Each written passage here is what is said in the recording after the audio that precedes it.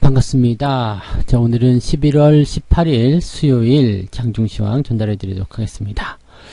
자, 코스피는 조금 올랐다 보합, 보합이죠. 강보합, 약보합 왔다리 갔다리 하고 있고요. 코스닥이 조금 올라왔어요. 자, 이것을 두고서 자금의 이동이다 이렇게 말씀을 드려야 될 것 같죠. 자, 아침 시황을 들으셨던 분 또는 이제 기존에 여러 날에 걸쳐서 제 방송을 들으셨던 분들은 아마 어느 정도 예감하고 있었을 거예요. 자, 코스닥 왜 안 가요? 코스닥 안 움직여요? 왜 나는 코스피를 안 하고 코스닥을 했을까? 뭐 등등등 불만들 굉장히 많으셨잖아요. 자, 이 부분들은 이제 오늘 시장의 모습으로 해설이 되는 거예요. 즉, 많이 올라간 종목들에서 자금이 조금 빠져나오는 것. 근데 그 자금이 어디 갈 데가 없거든요. 어디로 가야 될까요? 코스닥으로 가야 되는 거죠. 즉 코스피가 조정을 좀 받게 되면 코스닥은 상승한다. 이게 자금의 이동입니다. 자, 이런 과정은 왜 일어나는지 조금 이따가 차트 보면서 설명을 좀 드릴 거고요. 자, 오늘 외국인들 수급에 좀 주목해 봐야 되겠죠. 외국인들 매도가 나오고 있습니다. 뭐 아침 시점에서 순매수, 순매도, 또 다시 축소시켰다가 다시 또 확장했다, 뭐 이런 식인데, 중요한 건 이거예요. 많이 사고, 조금 판다. 자, 이미 말씀드렸던 내용들입니다. 매도가 나올 거다. 주가가 조정을 좀 받을 거다. 제가 작두를 타기 때문에 그런 거 절대 아니고요. 많이 들어왔다라면, 거기에 따른 부담감이 계속 생길 수밖에 없어요. 그래서 거기에서 물량을 조금 덜어내면서 주가의 조정 조금 가볍게 만드는 거죠. 그래서 주가가 하락세를 전환시켜서 흐름이 이제 좀 싸게 만들어지게 되면 이 팔아치운 것보다 더 많이 매수가 들어가는 상황이 벌어지게 될 겁니다. 그래서 그런 부분들이 이제 상승장에서 나타나는 하나의 흐름들이다라고만 생각하시면 돼요. 그럼 여러분들이 뭘 해야 되는지 이제 답이 나오실 거예요. 조정의 깊이가 항상 핵심입니다. 깊게 들어가느냐, 얕게 들어오느냐, 그 부분이 핵심인 거고요. 페이크냐 아니냐, 그 부분도 아셔야 되겠죠. 그래서 가만히 있는 것, 그것도 투자란 이야기죠. 그냥 코스닥 이게 안 되겠어. 코스피 잘 가니까 저리로 가야 되겠다. 딱 갔더니 어떻게 됐어요? 오늘 조정받고 코스닥이 또 잘 가죠. 아, 뭐야, 저기가 원래였나? 원래대로 돌아가자. 그럼 또 바뀌는 거예요. 그러니까 자꾸 이제 가는 쪽, 가고 있는 쪽으로만 자꾸 흐름을 이렇게 변화시켜 나가게 되면요, 결국에는 계속 엇박자를 타게 될 수밖에 없습니다. 어쨌든 돌아오는 거예요. 주기라는 것이 있는 거고 자금들이 이동할 데가 없기 때문에 저쪽 아니면 이쪽이거든요. 그러면 저쪽에서 지금 팽팽하게 좀 과매수라든지 이런 부분들이 크게 들어갔다. 그렇다면 어떻게 돼요? 자금이 빠져나와서 좀 텐션이 약한 이쪽으로 들어오게 되는 거죠. 그래서 저쪽이 조금 느슨해지고 이쪽이 좀 팽팽해질 때까지 수급의 이동이 또 일어나게 되는 겁니다. 그러니까 여러분들이 포트폴리오에 어떤 종목을 구성하고 있는지 그런 것들에 앞으로 희망이라고 해야 되나요? 그런 부분들은 어떻게 봐야 되냐면 시간의 문제죠. 시간의 문제. 시간을 어떻게 내가 여기다가 분배를 하고 어떻게 상황들을 이끌어 나가느냐가 다 거기에 달려있다고 보시면 되겠습니다. 그래서 주식의 수익을 결정짓는 하나의 가장 큰 부분들은 바로 이 시간과의 싸움, 나 자신과의 싸움이라고 보시면 될 것 같아요. 자, 종합주가지수 보시면은 오늘 음봉이죠. 그 다음에 뭐 조금 올라갔다라고 하지만 0.06%입니다. 뭐 그냥 올라간 것도 아니고 움직인 것도 없어요. 얘는 지금 보시면 RSI 지표 때문에 횡보가 나오기가 쉽다고 그랬죠. 주가가 조정이 들어가기 좀 어렵고요. 깊게 파기도 어렵고 그냥 횡보가 나가는 것이 가장 베스트라고 말씀드렸는데 이렇게 옆으로 좀 서 있는 모습이에요. 여기서 좀 들어와도 사실은 상관없습니다. 2500 또는 조금 더 깊게 들어와서 2450까지 들어가도 아무 문제가 없어요. 왜냐면 새로운 영역을 이미 만들어냈기 때문이잖아요. 그렇기 때문에 현재 시점에서는 조정이 나오는 것이 어떻게 보면 굉장히 자연스럽다라고 보시면 됩니다. 특히 이제 삼성전자 같은 경우 이제 조정이 훅 하고 들어오잖아요. 되게 재밌는 이야기 하나 해드리면 오늘 아침에 보시면은 삼성전자 10만원 시대를 열까 뭐 이런 기사가 나온 거 보셨을 거예요.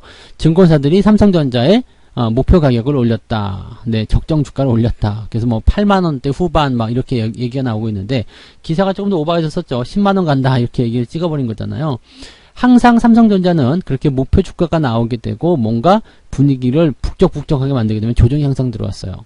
지난번에도 아시겠지만 이렇게 400만원 간다 할 때 그때부터 조정이 들어온 거고요. 여기서는 뭐 200만원 간다 그럴 때 조정이 들어간 거죠. 그러니까 여기가 이제 400만원 갈 때고 여기 200만원 갈 때였군요. 그래서 이때는 260만원에서 조정이 들어가게 된 거고요. 여기 2012년도 시점에서는 150만원에서 조정이 들어갔습니다. 그래서 조정이 제법 깊게 들어갔어요. 근데 지금 같은 상황은 좀 다른 게 뭐냐면 많이 올라간 이후에 얘기가 나온 거고요. 네, 근데 지금은 이제 올라가는 과정에서 나오는 부분이기 때문에 아직은 목표 주가가 좀 조심스럽죠. 가까운 데 있어요. 너무 멀리 잡는 거 아니죠. 그러니까 만약에 삼성전자의 목표 주가가 한 20만원 잡혔다. 이렇게 되면은 거기서 이제 좀 문제가 될 수 있겠죠. 근데 지금은 이제 그 근처에 있기 때문에 작은 조정의 어떤 포지션으로 생각하시면 되겠습니다. 그래서 항상 삼성전자의 목표 주가가 나오면 어떤 조정이든지 간에 꼭 따라오더라. 그것을 좀 기억해 주시면 좋을 것 같고요. 하이닉스 같은 경우는 오늘 10만원 시대를 열었어요.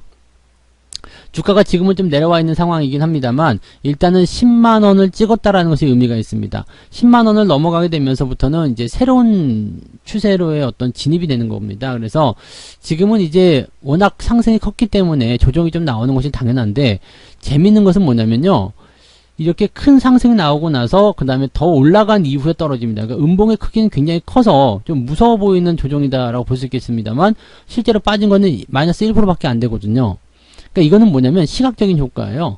그러면 거래량도 별로 없죠. 네, 그러니까 시각적으로 공포심을 주는 거죠. 나 이제 조정 들어간다 라고 겁을 주는 그런 상황이라고 보시면 됩니다. 근데 지가 조정 들어가봤자 얼마 들어가겠습니까? 그죠? 또 들어오면은 넙죽 우리가 받아 먹으면 좀 되는 거거든요. 그러면 우리한테 잡아먹히지 않으려면은 저 위쪽에서 조정을 마무리돼야 되겠죠. 네, 성투다 기다리고 있다. 네, 들어와. 여유 있게 그렇게 하시면 좋습니다. 자, 그래서 시장에 대한 부분도 이렇게 좀 보시면 되고요. 그 다음에 코스닥 같은 경우는 지금 보면은 상승이 진행이 되고 있죠. 이 부분은 어떻게 우리가 해석해야 되냐면요. 코스닥에서 지금 계속 죽쓰고 있었던 종목도 많이 있었잖아요. 물론 그 종목들이 반등을 하는 것은 아닙니다. 그렇지만은 어느 정도 힘은 좀 싣고 있으리라 생각하시면 될 것 같아요. 그다음에 코스피 같은 경우가 이제 뭐 그동안 주목을 받았었던 삼성전자나 이런 쪽에서 조정이 좀 나오니까 여기서 빠져나온 자금이 어떻게 되겠어요? 당연히 코스닥으로 갈 수밖에 없다는 얘기죠. 코스닥은 지금 잘 보시면은 RSI 지표가 과매수가 아닙니다. 아시죠? 네, 제가 말씀드렸을 거예요. 그래서 얘는 더 내려가기보다도 횡보를 하거나 아니면 상승 쪽이 가능성이 높다는 말씀을 드렸을 겁니다. 그러니까 자금이 이동하게 되면 이쪽으로 흐름이 만들어지게 된다는 이야기가 되는 거죠. 그래서 이렇게 시장의 어떤 흐름, 수급의 동향, 그 다음에 시장 추세의 어떤 부분들 이런 것들을 잘 판단하시면 접근하시면은요. 아, 지금 코스피 따라가지 마. 대신에 다른 종목들 있으면 그거 잡아. 이런 형태의 모습이 나타나는 거죠. 꼭 코스닥 시장이 올라간다고 해서 코스닥 종목들을 가지고 대응해야 될 필요가 없습니다.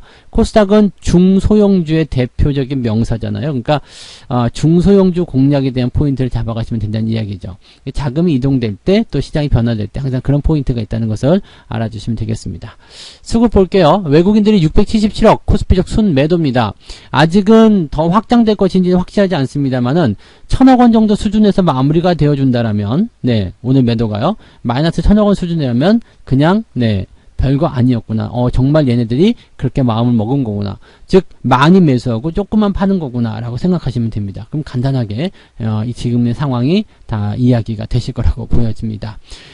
주가가 내려가니까 연기금은 매도를 안 하고 매수가 들어가죠. 네, 주가가 올라갈수록 연기금들은 매도를 자꾸 풀어내야 되는 상황이라고 말씀드렸잖아요. 그 비중이 늘어나기 때문에. 그래서 그런 부분들, 즉 주가가 지금처럼 조정을 살짝 받게 되면 매수가 같이 들어와서 지지선을 역할을 같이 만들어준다고 보시면 되겠습니다. 투신은 지금 열심히 팔아대고 있죠. 네, 투신 열심히 팔아대고 있는데 투신이 팔아먹는 것은 다 개인들 물량이다. 그러니까 사실 개인들의 어떤 뭉침 현상은 지금 와해가 되고 있는 모습이라고 좀 보시면 되겠고요. 그 뒤를 이어서 외국인들의 어떤 수급이라든지 이런 시장 주체들이 계속해서 시장을 주무르고 있다. 이렇게 판단하시면 되는 내용입니다. 자, 수급 보셨으니까 이제 종목들 뭐뭐 했는지 한번 봐야 되겠죠. 네, 기관들 거 먼저 좀 살펴볼까요? 삼성전자 순매수예요. 네, 왜 사고 있을까? 글쎄 봅시다. 있지만 어쨌든 삼성전자 순매수. 현대차는 순매도. 아직까지는 뭐 네, 화끈하다라고 볼 수는 없는 그런 과정이니까요. 자, 네이버가 좀 올라오고 있습니다. 네이버도 말씀드렸지만 어떻게 해요? 반등이 나오는 시점 이용해서 대응을 하셔야 한다라고 말씀을 드렸으니까 그 부분 참고를 좀 해주시면 좋을 것 같습니다.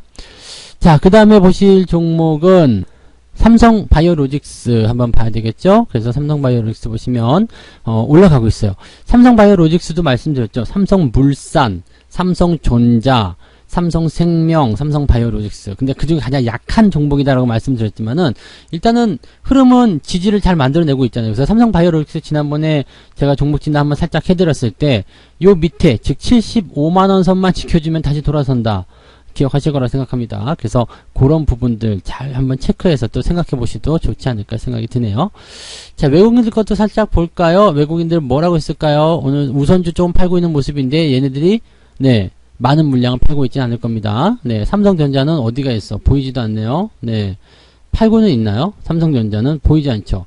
하이닉스는 계속해서 순매수고요. 그 다음에 네이버, LG화학 순매수. 오늘 반등 나오는 모습 돌아설 수 있다고 말씀드렸죠. 아마 SDI도 같은 모습일 거라 생각합니다. 살짝 조정받고 돌아서는 모습.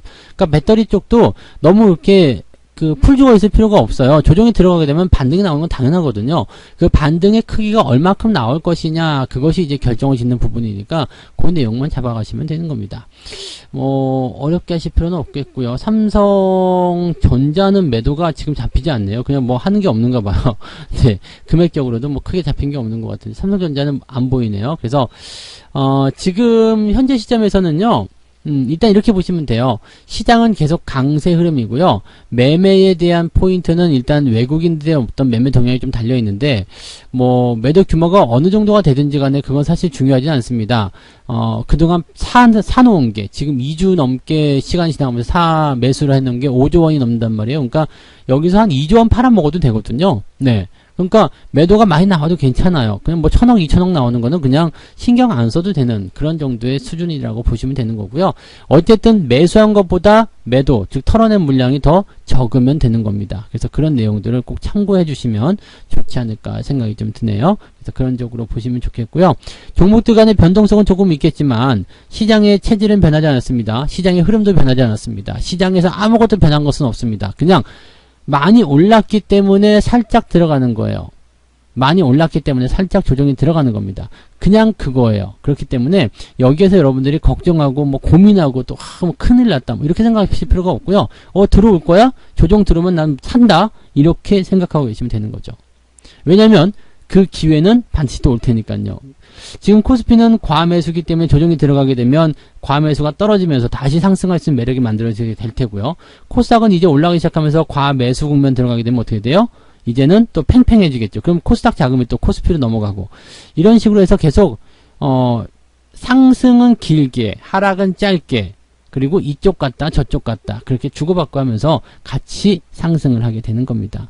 이런 시장의 어떤 그런 과정들을 여러분들이 이해하고 가시면은 지금 같은 장을 대응하시기 좀 편하겠죠? 뭐 하실 거 별로 없어요. 그냥 이런 때는 그냥 가만히 지켜보시고 엉덩이 무겁게 하고 맛있는 차나 커피, 뭐 케이크 이런 거 하나 드시고요. 네, 그냥 뭐 비 오니까 운치 있잖아요. 딱 쳐다보시면서 그냥 네. 분위기 좀 잡아보세요. 샹숑 틀어놓고 샹숑 그런 거 하시고요. 네, 그렇게 보내시면 될 것 같아요. 오늘 시장 특별하게 걱정하실 필요 없고요. 종목들이 잘 오른다 안 오른다는 지금 결정되는 부분이 아닙니다. 이미 많이 올랐잖아요. 그래서 이 부분을 해소할 때까지는 또 큰 상승 기대하기보다는 준비하는 과정들을 우리가 거쳐가야 된다는 것만 기억하시면 되겠습니다.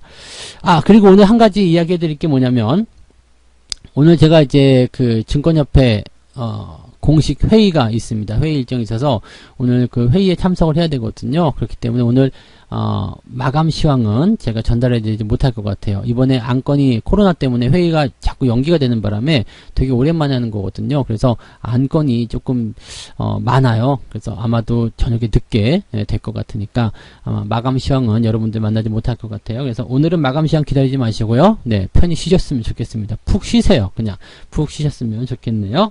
자, 그러면 저는 내일 아침에 뵈야 되겠죠? 네, 내일 아침 시황에서 다시 뵙도록 하겠습니다. 오후까지 마지막까지 네, 성공 투자 꼭 해내시기 바랍니다. 고맙습니다. 본 방송에서 제공되는 모든 정보는 투자 판단의 참고 자료이며 투자의 최종 책임은 본 방송을 이용하는 본인에게 있습니다.